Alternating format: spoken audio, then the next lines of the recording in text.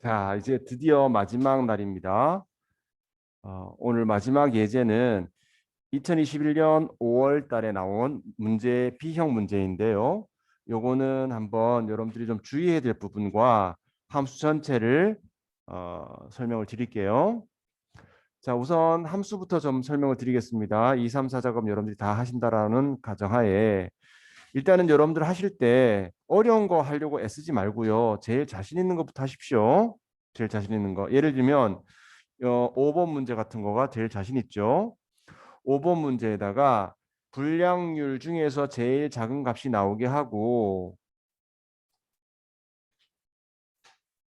그리고 거기에다가 퍼센트라는 글자를 연결해서 표시하랍니다. 자, 미니멈 쓰시고요. 가로 열고 불량률 집어주시고 가로 닫고 그냥 엔터 치면은 여기에 편집 어 여기 위쪽에 표시 형식이 어떻게 되어 있느냐에 따라 다르겠지만 어쨌든 일반으로 되어 있다면 여기에 있는 숫자 중에서 제일 작은 숫자가 나옵니다. 근데 여기에서 5번 문제가 그렇게 구한 겹세다가 이 퍼센트라는 기호를 붙이려는데 요게 연결연산자지요. 그래서 이걸 붙이라는 겁니다. 근데 이걸 붙이라고 하는 얘기를 잘못 이해하고 백분율로 표시해라 그러면은 1.8이니까 180%가 나오는 거예요. 그래서 이렇게 하는 게 아니라 여기에다가 뒤에다가 연결 연산자 쓰시고요. 그냥 퍼센트 쓰시면 이렇게 에러가 나죠. 글자를 붙이는 거니까 여기 따옴표 쓰시고 이렇게 써주셔야 돼요. 좀 아주 간단한 문제지 좀 특이하게 나왔어요. 그 다음에 제품 코드를 클릭할 때마다 그 제품 코드의 제조사가 구해지게 해라. H14번 셀을 선택한 제품의 제조사가 구해지게 해라. 그러면 지금 같은 경우에는 AR2323 그럼 여기서 AR2323을 찾아야 되고 제조사를 찾아보니까 요조비가 나와야 돼요. 그렇죠? 자, 이거 브이로그 하시고요. 자, 여기 들어가서 찾으려는 값이 뭐냐? 얘 가지고 찾아라 대답해 주고요. 어디서 검색하고 뭐를 추출할 건지 표 집어 달라고 그러면은 여기 제품 코드죠. 제품 코드에서 검색하고 우리는 제조사를 필요로 하니까 요만큼 잡아줘야 되겠죠. 더 잡는 건 상관없습니다. 자, 여기까지 잡고요. 그 다음 여기서 방금 테이블 어레이 내에서 추출하려고 하는 열의 열 번호가 뭐냐? 우린 제조사를 추출할 거니까 하나, 둘, 셋, 네 번째 열이고요. 마지막으로 정확하게 일치하는 값을 찾으려면은 반드시 펄스라는 걸 써야 됩니다. 생략하면 안 돼요. 그래서 여기에다가 0 써서 펄스를 대신 썼죠. 확인. 그래서 여기에 제품 코드를 다른 걸로 클릭했을 때 제대로 나오는지 여러분들이 확인해 보시면 되죠. 또 우리 제일 잘하는 거 뭐가 있습니까? 순위 구하는 거죠. 그죠? 자, 그래서 생산량 얘의 순위를 여기다 구하라는 거죠. rank.eq. 자, 순위 구하러 갔을 때 순위를 구하려는 숫자는 이 숫자의 순위를 구하겠다. 순위를 구하기 위해서는 목록이 필요하죠. 이 목록 F4 눌러서 절대 주소 표현해야 되죠. 고정시킨다, 묶어둔다라는 표현을 했습니다. 0이나 생략하면 내림차순인데 여러분들 지금 문제가 뭐예요? 내림차순으로 순위를 구하라고 돼 있잖아요. 그렇기 때문에 생략해도 되겠죠. 그리고 여기에서 뭐 다른 말이 없습니다. 쭉 채우게 하시고요. 이때 여기 굵은 선까지 채워지니까 요거 눌러서 서식 없이 채우게 하면 좋겠죠. 맞습니까? 그 다음에 또 우리가 잘 하는 함수가 뭐가 있습니까? 데이터베이스 함수 3번이죠. 그죠? 자, 항상 T가 들어가는 데이터베이스 함수는 조건이 들어가는 자료들을 계산할 때 쓴다. 자, dsum. 자, 데이터베이스는 전체 범위고요. 자, 필드는 열에서 계산하려고 하는 열. 우리는 생산 비용의 합계를 구할 거거든요. 하나, 둘, 셋, 넷, 다섯, 여섯, 일곱 번째 열이고요. 중요한 건 항상 조건이 들어있는 셀 범위를 잡으라고 되어 있습니다. 우리는 지금 전체 생산 비용의 합계를 구할 게 아니라 베트남 것만 그죠? 그래서 제주국이 베트남 것만 집어줘야 되겠죠. 그래서 조건 범위를 어떻게 잡아줘야 돼요? 여기서 제조국이 베트남인 것만 집어주셔야겠죠. 맞습니까? 자, 그리고 또 우리가 제일 잘하는 건 뭐가 있습니까? 7번. 조건부 서식을 이용하여 생산량이 500 이상인 이하인 행 전체가 파란색 굵게 되게 하래요. 그러면 어떻게 됩니까? 우리 눈으로 봤을 때는 요 줄이 파란색 굵게, 요 줄이 파란색 굵게, 요 줄이 파란색 굵게 세 줄이 돼야 되겠죠. 그죠? 그럼 나는 어떻게 했습니까? 요 칸부터 차례대로 아래로 가면서 따져봤지요. 만약에 그 해당되어지는 줄이 있다면 전체를 잡고 파란색 했어야 되겠죠. 그래서 조건부 서식할 때는 어떻게 잡는다고요? 요렇게 범위 잡는다 그랬죠. 얘 파란색 굵게 되면 안 돼요. 얘도 파란색 굵게 되면 안 되죠. 그래서 요렇게 잡는다. 그리고 조건부 서식의 세규칙으로 가셔서 수식을 이용해서 만들죠. 자, 그래서 제가 어떻게 말씀드렸어요? 생산량이 500이 하면 저같이 맨 처음서부터 500 이상이 따져보죠. 위아래로만 500 이하인지 따져봐야 되니까 F4 눌러서 맨 앞에 열을 고정시킨다. 맨 처음만 달러사인 나온다. 자, 이거 기억이 잘 안 되시는 분들은 맨 처음을 기준으로 잡아야 된다. 맨 처음에만 달러사인 나와야 된다. 그리고 500 이하니까 500보다 작거나 같다. 이렇게 써야 되겠죠. 이러한 조건이 있을 때 서식에 가셔서 글자가 굵게 되어지게 되고 그 다음에 글자 색깔이 파란색 되게 하라 그랬으니까 이렇게 해주시면 돼요. 그러면 두 개 못했는데 두 개 못했다고 해서 A 등급 안 나오는 거 아니죠? 점수 80점 남습니다. 60점. 그래서 두 개는 못하셔도 전혀 관계없습니다. 자, 이건 조금 이따 설명드리도록 하고요. 우리가 평상시에 이 작업하실 때 요만큼 복사해가지고 제2 작업에다가 원본 너비 유지하며 붙여넣었죠. 아이고. 자, 우리가 지금까지 목표값 찾을 때 그냥 d에버리지 안 쓰고 그냥 에버리지 썼었잖아요. 근데 이제 우리가 함수를 배웠기 때문에 이것도 쓸 줄 알아야 돼요. 그냥 에버리지 하면 안 돼요. 자, 그래서 이것도 다시 한번 설명드릴게요. B11부터 G11까지, B11부터 G11까지 병합을 하고요. 거기에다가 요조비의 생산량 평균이라고 쓰시고요. 여기에다가 요조비만 생산량 평균을 구하래요. 자, 이제는 d에버리지 쓸 줄 알죠, 우리? 자, d에버리지 써서 데이터베이스는 이 전체라고 그랬고요. 그 다음에 필드는 뭐고 했습니까? 생산량 하나, 둘, 셋, 넷, 다섯 번째 열. 중요한 건 제조사가 요조비인 것만. 맞죠? 자, 이렇게 여러분들이 구하고요. 이 값이 어떻게도 테두리를 만들어 줘야 되겠죠. 바깥 테두리 굵게 해주시고요. 그런데 얘가 530이 되려면 인터스텔라 생산량, 인터스텔라 얘 생산량 얘가 얼마가 돼야 되는지 구해라 이 말이죠. 자, 그래서 우리 데이터 메뉴에 가서 어떻게 씁니까? 가상 분석이 있었죠?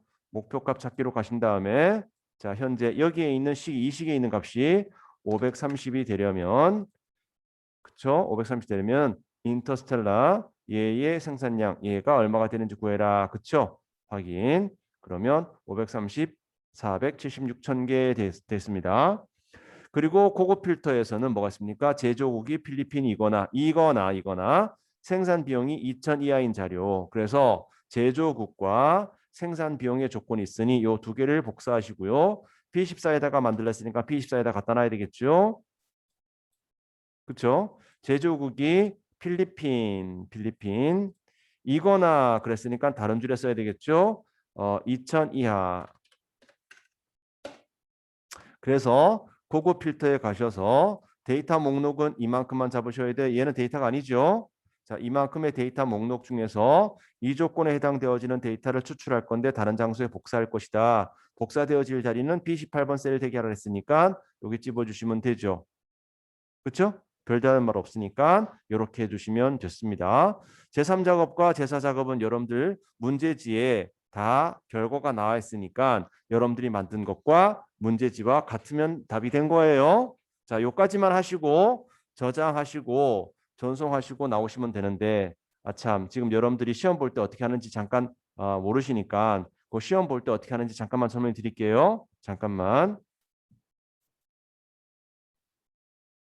자, 그래서 시험 볼 때는 어떻게 시험 봐야 되는지를 제가 잠깐 설명드렸는데 그거는 녹화를 안 했고요. 자, 이제 요거 두 개는 안 해도 되지만 여러분들 댁에 가셔가지고 편안하게 한번 또 보시면서 보십시오. 먼저 2번은 어저께 설명드린 것과 비슷하죠? 2번 문제 보니까 어떻습니까? 자, 제품 코드의 두 번째 글자 요거지요. 제품 코드의 두 글자가 V이면 거실 등, R이면 방 등, 그 외에는 공백 나오게 하래요. 그러면은 제품 코드의 두 번째 글자를 잘라봐야지 그게 V인지 아닌지 알 수 있잖아요. 그래서 뭐가 쓰여진대요? mid라는 함수를 쓰래요. 자, 원래 mid라는 함수는 어떤 거죠? 중간에 있는 글자 자를 때 쓰는 거죠. 그래서 mid 갔더니 어디에 있는 글자를 자를 건지 문자열을 집어달래. 난 여기 있는 글자 자를 거예요. 그리고 어디부터요? 시작 위치입니다. 첫 번째 문자 위치, 두 번째부터요. 그리고 글자 수입니다. 몇 글자? 한 글자를 자르겠습니다. 그랬더니 여기에 두 번째 있는 글자가 잘라졌어요. 쭉 채워 넣으면 어때요? 이렇게 글자가 잘라지는 것까지 완벽하게 확인이 되었지요? 자, 지금부터 눈 크게 부릅뜨고 봐요. 요게 두 번째 글자지요? 요거를 잘라서 if에서 써먹겠습니다.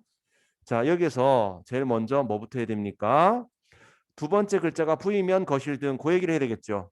그러면 두 번째 글자가 V면 그걸 어떻게 표현해요? 여기서 클릭하고 붙여놓으면 이게 두 번째 글자 아닙니까? 두 번째 글자가 V면 요 글자랑 같으면 이렇게 쓰면 되겠죠. 그죠? 그러면 나와야 될 값이 여기다 쓰는 거잖아요. 여기다 뭐 나오게 해야 돼요? 거실등. 그럼 여기는 못 써요. V가 아닐 때 써야 되잖아요. V가 아닐 때 방등이 될 수도 있고 공백이 될 수도 있거든. 그래서 이게 R인지 아닌지 또 따져봐야 되죠. 그래서 여기서 다시 if를 쓰는데 가로 열고 닫까지 해줘요. 그리고 난 다음에 여기 위에 if를 클릭하면 그 if 화면이 다시 나와요.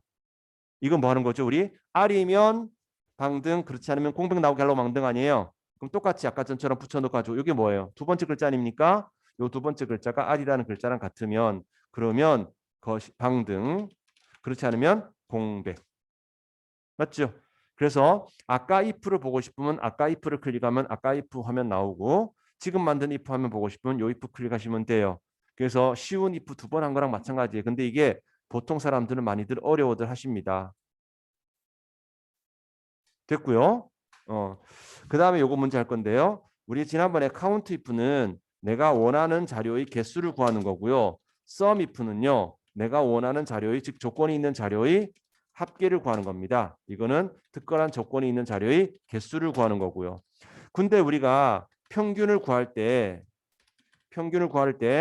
average라는 함수가 있지만 조건이 있는 자료의 평균을 구할 때는 우리가 어떤 함수를 써야 되느냐? 주로 많이 쓰는 게 daverage 또는 average if라는 함수가 있어요.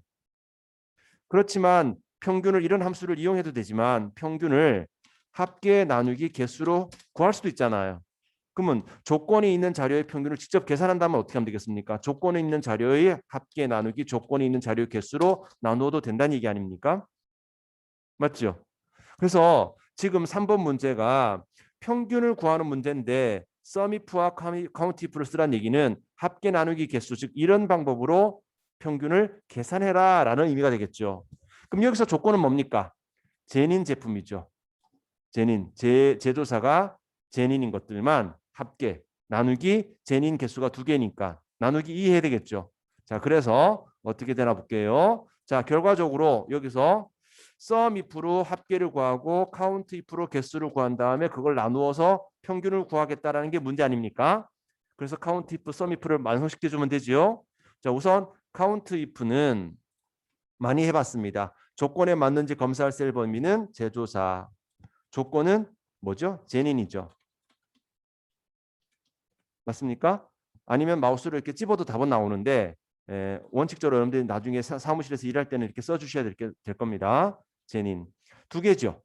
여기서 확인하기 끝이지 말고 이제 카운트 if 우리 완성하는 거니까 sum if도 완성해야 되는데 카운트 if랑 sum if랑 문법이 똑같아요. 조건에 맞는지 검사할 셀 제조사가. 조건은 뭐예요? 제닌. 맞죠? 그런데 합계를 구할 범위를 잡으래요. 합계 뭐예요? 생산 비용. 맞습니까? 자, 그럼 카운트 if랑 비교해 봐요. 카운트 if는 제조사가 제닌인 것까지만 쓰죠. 개수니까. 근데 sum if는요. sum if는 제조사가 제닌인 거의 합계니까 합계 구할 셀 하나가 더 들어가지. 문법은 똑같은데 굉장히 쉬워요. 쉬운데 요거를 이렇게 문제를 내놓으면 많은 분들이 어려워하죠. 이해됐습니까? 자, 이 말만 이해하시면 돼요. 합계 나누기 개수로 평균을 구한다. 카운트 if는 제닌의 개수죠. 그래서 제조사가 제닌인 거의 개수고 직접 쓸게요. 그 다음에 sum if는 조건에 맞는지 검사할 셀 제조사가 조건은 제니는 사람들의 합계를 구할 셀 생산 비용 확인. 그렇죠?